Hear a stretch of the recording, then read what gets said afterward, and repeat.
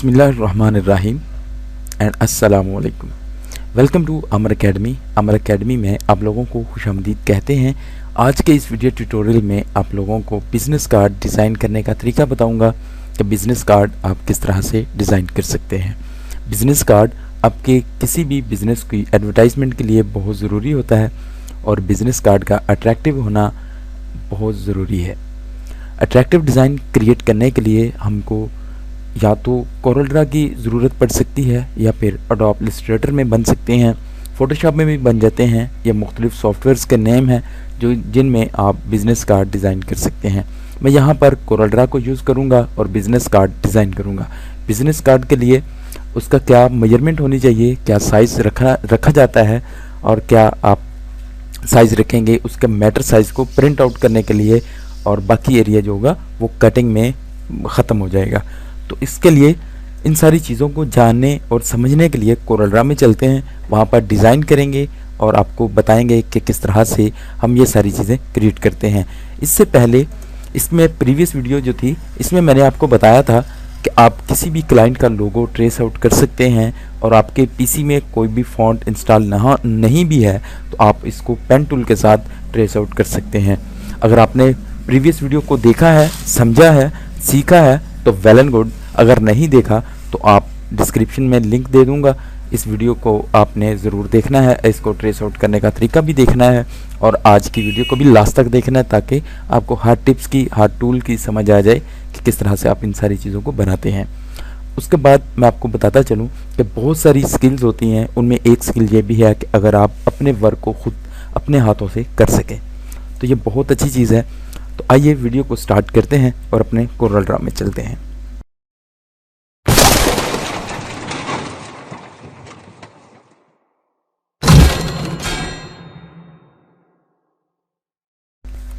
तो हम आ चुके हैं अपने कोरल ड्रा में।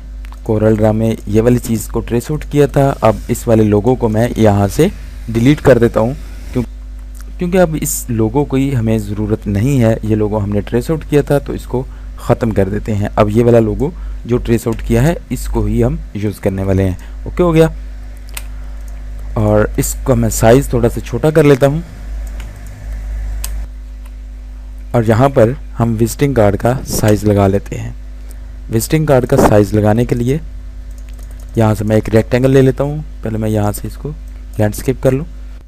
तो विजिटिंग कार्ड के साइज़ लगाने के लिए मैं यहाँ से रेक्टेंगल को सिलेक्ट कर लेता हूँ और यहाँ पर मैं साइज़ लगा लेता हूँ इसका।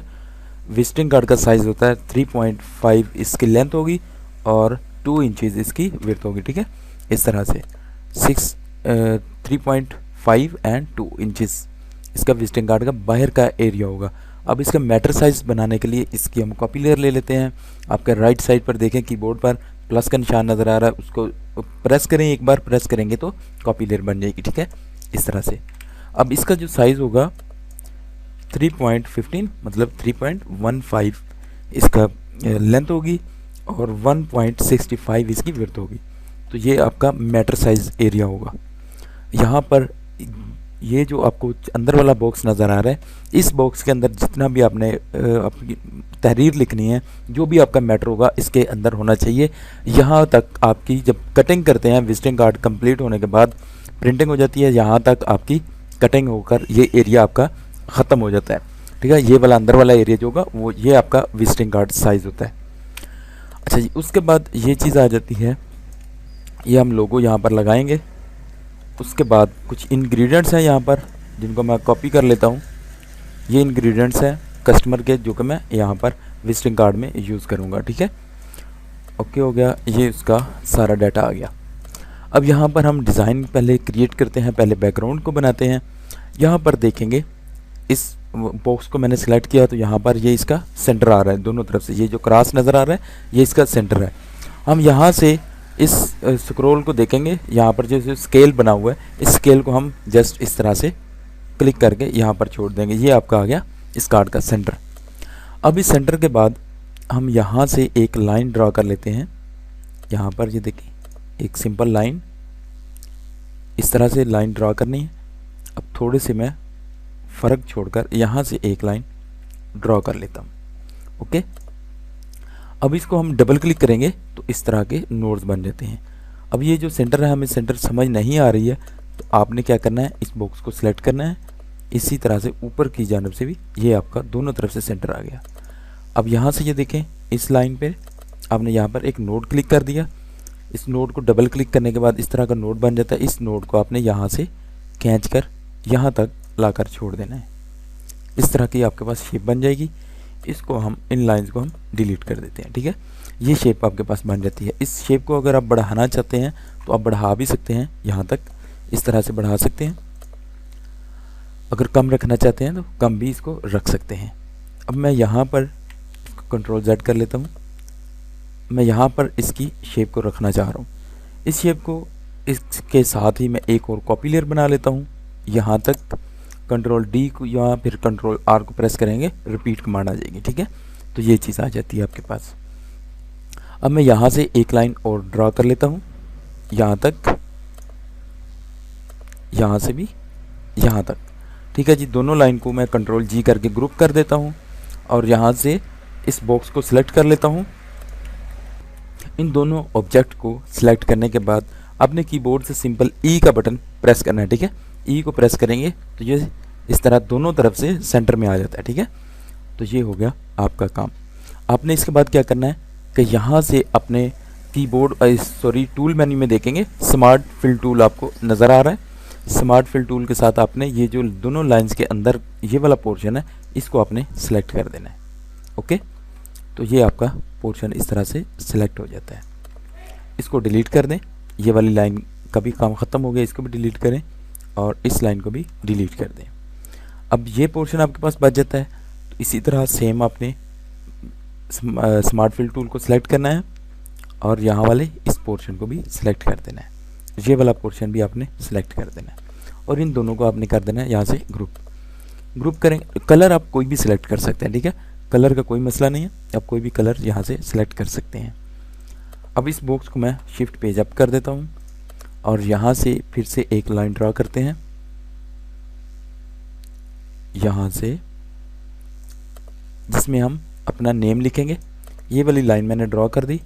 तो यहाँ से मैं आपको जूम करके दिखाता हूँ। यहाँ पर अब हम एक नोड बनाएंगे, ठीक है। इस लाइन पर डबल क्लिक किया तो ये नोड बन गया और इस लाइन को हम थोड़ा सा ऊपर की जानब यहाँ तक, ओके, इसको थोड़ा सा छोटा करना चाहिए था और इस नोड को भी मैं यहाँ पर लेकर आता हूँ। ओके, हो गया। ये चीज़ आपके पास बनकर आ जाती है इस तरह से। अगर आप चाहते हैं तो इस पोर्शन को आप बढ़ा भी सकते हैं, ठीक है। इस तरह नीचे की जानब यहाँ तक बिल्कुल ओके हो गया ये पोर्शन। तो फिर से स्मार्ट फिल टूल को हम सिलेक्ट करते हैं।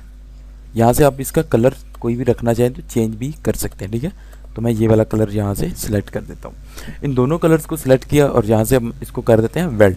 वेल्ड करने का मतलब और मकसद ये है कि ये दोनों ऑब्जेक्ट अलग अलग नहीं रहे, ये सेम चीज़ बन जाती है, सेम एक सिंगल ऑब्जेक्ट बन जाता है। ओके, तो अब इसके बाद हम ये वाला जो कलर है इसको हम ब्लैक कलर कर देंगे, ठीक है। और इसके साथ ऑरेंज कलर को हम सिलेक्ट करते हैं। ऑरेंज कलर जो होगा ये हमारी कलर स्कीम होगी। ये black and orange colour scheme है।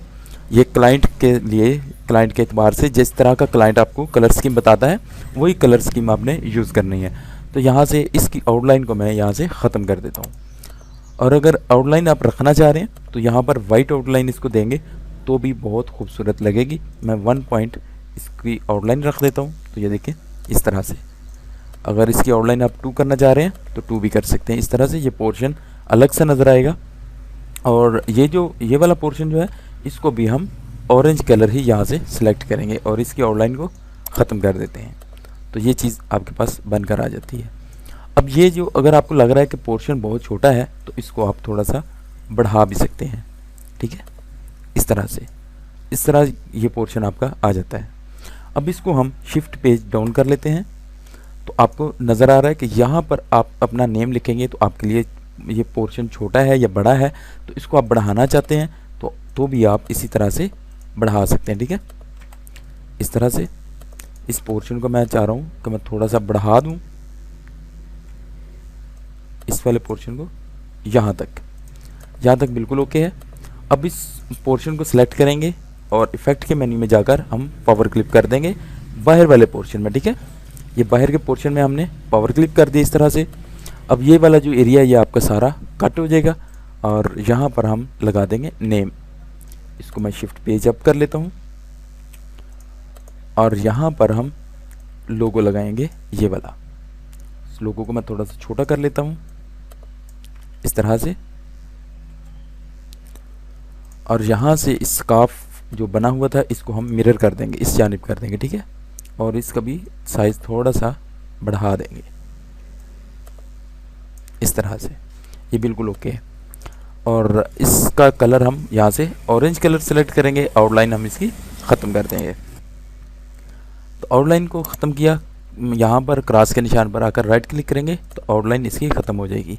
अब ये जो कलेक्शन है इस कलेक्शन को हम थोड़ा सा छोटा करते हैं और इस जानिब ले आते हैं, ओके। और इसके नीचे हम एक रेक्टेंगल के साथ इस तरह से एक छोटी सी एक रेक्टेंगल लगा देते हैं, एक लाइन लगाएंगे। लाइन को भी ऑरेंज कलर से ही सिलेक्ट कर देंगे। आउटलाइन ख़त्म की और इस लाइन को थोड़ा सा ऊपर की जानब लेके जाते हैं। ये देखिए मैंने अपने एरो की मदद से अप एंड डाउन करना है तो ये बहुत ज़्यादा स्पीडली वर्क कर रहा है, ठीक है। तो हम इसको कम करने के लिए क्या करेंगे, यहाँ पर 01 लिखा हुआ है तो इसको 0.01 करेंगे, ओके। अब देखें, अब इसको मैं क्लिक करता हूँ तो ये स्टेप डाउन जा रहा है, ये बिल्कुल ओके है। और इसके नीचे उन्होंने मास्टर किया हुआ है आर्ट एक्सपर्ट या मास्टर उन्होंने फाइन आर्ट्स में किया हुआ है, ठीक है। तो ये हम आर्ट एक्सपर्ट लगा देते हैं। फाइन आर्ट भी लगा सकते हैं, जो भी आप चीज़ लगाएंगे। उन्होंने अपनी डिटेल मुझे सेंड की तो उन्होंने बताया कि मैंने अपना मास्टर किया हुआ है फाइन आर्ट्स में। अब ये चीज़ें ओके हो गई। अब यहाँ पर नेम लगा देते हैं। नेम को हम थोड़ा सा छोटा कर लेते हैं। ये सिंपल फॉन्ट है, एरियल फॉन्ट मैंने लगाया और इसको मैंने इसी तरह से सिंपल रखा हुआ है और यहाँ से बोल्ड किया। और इसका कलर जो था वो मैं वाइट कर देता हूँ, ओके हो गया। इस तरह से हम इसको थोड़ा सा ऊपर की जानब लेके जाते हैं और आर्ट एक्सपर्ट हम यहाँ पर भी लगा देते हैं इस तरह से। इसको भी मैं यहाँ पर इस आर्ट एक्सपर्ट को भी और यहाँ शिफ्ट को होल्ड किया और साथ में ऊपर नेम को राइट आर प्रेस करूँगा तो ये राइट साइड पर इस तरह से चला जाता है, ओके। यहाँ तक आपको समझ आ गई, यहाँ तक। अब ये जो है हम यहाँ पर इनकी डिटेल लगाएंगे।